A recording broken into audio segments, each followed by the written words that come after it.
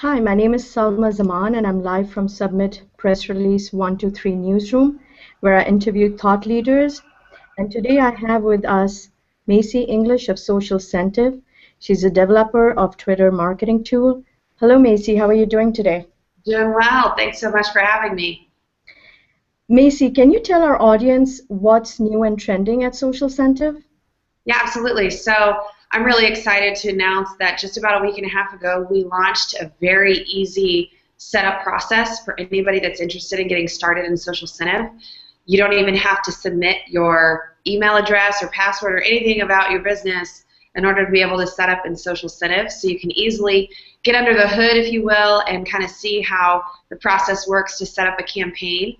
So if you go visit socialsentive.com, so take our name right here, Social Sentive, and then just add .com on the end, and click on the Getting Started button.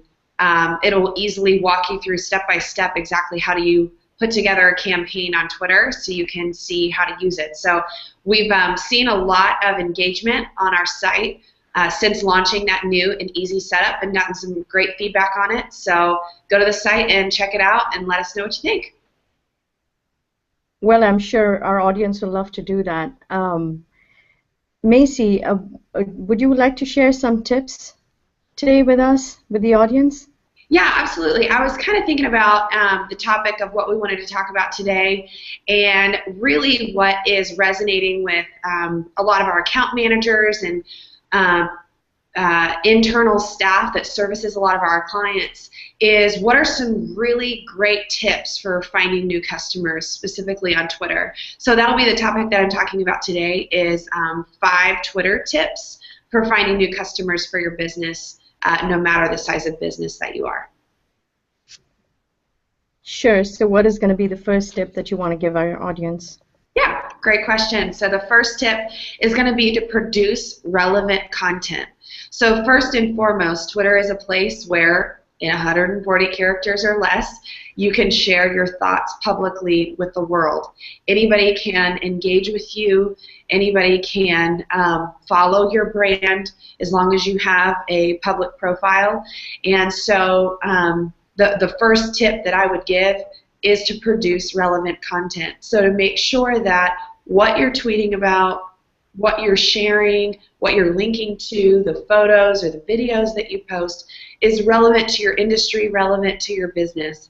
That's automatically going to draw people to, hey, this is somebody that I should listen to. This is somebody I should engage with on Twitter, on this platform. So that would be my first tip on how to find new customers, would be to start with yourself and making sure that you're putting out what other people are going to want to consume. So Macy, I have a question. I'm a Dallas SEO, as you know, and I work with a lot of clients that are doing SEO. Is it a good idea to write the blog, for example? So let's say my blog is about top tips about the SEO in 2015. Then can I take that blog and then tweet about it? So is that also falls under the relevant content and put a link to it? Yeah, absolutely. So tweeting and sharing the specific content that you just talked about on Twitter is fantastic. And actually, Twitter and Google have just partnered up so that tweets actually show up in Google search results more now. So more than ever, it's important to focus on your products and services as keywords in your tweets to help with SEO benefits, and then also incorporating your blog and links to other things within those tweets as well. It kind of is just an ecosystem of SEO, and Twitter has now jumped into that to help businesses grow. Awesome. Thank you. Mm-hmm. What are the tips you have for us, Macy? Yeah, so another tip, tip number 2, if you will, would be to join relevant chats and tweet ups. So if you aren't familiar with what a tweet up is, just go Google it and maybe find some that are really popular. But in utilizing a hashtag, there will be a quote-unquote host, if you will, of a tweet up. So a brand might do it, a person might do it, as far as scheduling and kind of organizing the tweet up, but it's in using a specific hashtag, there's a way that you can quote unquote join the conversation. We've all heard that phrase, thrown around on network television. If we're consumers and watching a lot of TV, join the conversation by using this hashtag on Twitter. And what that does is it actually aggregates all of the content and all the tweets that people are sharing with that hashtag and allows it to kind of form a natural tweet up or conversation or kind of a meetup, if you will, specifically using Twitter. So as a brand and business, I would join in relevant chat sessions or weekly tweet ups that you know is going to be relevant for your brand to be a part of. So for example, let's say that I'm an outdoor living company. I sell patio furniture, I do remodels and those kinds of things. There might be a great DIY or home renovation tweet up that happens on a weekly basis that your brand might want to be a part of because there might be local relevant conversations where you can expose your brand to people who are interested in that type of a thing. So it's a great way to find new customers and build new relationships, specifically on Twitter. So a good application would be, since the election time is coming, all the politicians are going to be tweeting, and their media companies and their Marcom is doing it. So one should join a tweet up to a particular campaign and just become part of that. So that would be really good on Twitter. Absolutely, that's a great example. Good. So can people search locally or nationally if they have to search for a keyword, or how does it work? Great question. So that's kind of my third tip would be to actually start and work. The last 3 tips that I have out of the 5 are around searching, so that's a great question. So the first one would be to search locally or nationally, depending upon what your geographic target is for your customer base. So let's say that I'm that patio company, right, the retailer that I was just referencing, and I want to do searches locally because a large portion of my business is not e-commerce, but it's local in the community in which my store resides. And so you can actually use Twitter or Social Sensitive or other tools to be able to search locally for people talking about certain things in your specific area. So that would be tip number 3, would be to search locally or nationally for new customers, specifically on Twitter. And So that kind of, go ahead. You would do a search within the Twitter search box. So for example, if I log into my Twitter account and I'll search for Dallas Patio Company, or do I need to use some kind of a search pattern like hashtag or something, parameters? Yeah, so that's a great question, Kumar. Twitter works a little bit differently than the Google search bar.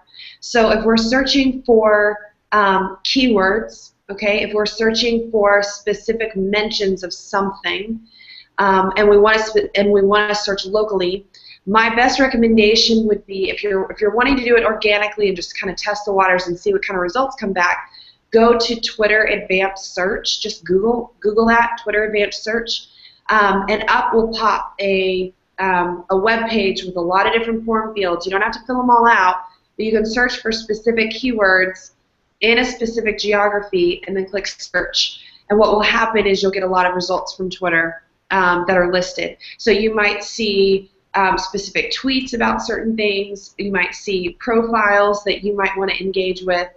Twitter will come back with a lot of different results based on not knowing exactly what you're specifically looking for. And so my tip number 4 would be just start off searching for your business name or your competitors' names.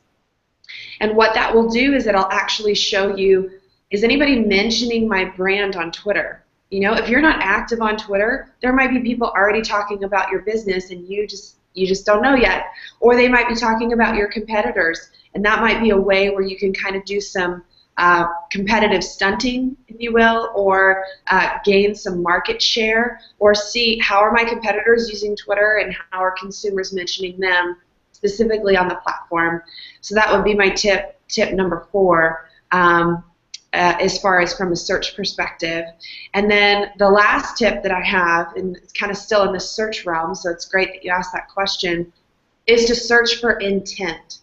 So when we look for specific keywords, we want to search for what people are saying they want or what they need, where they want to go, what they desire, those kinds of things. Because on Twitter, most consumers are telling the world what they want, what they need, what they think, what they care about.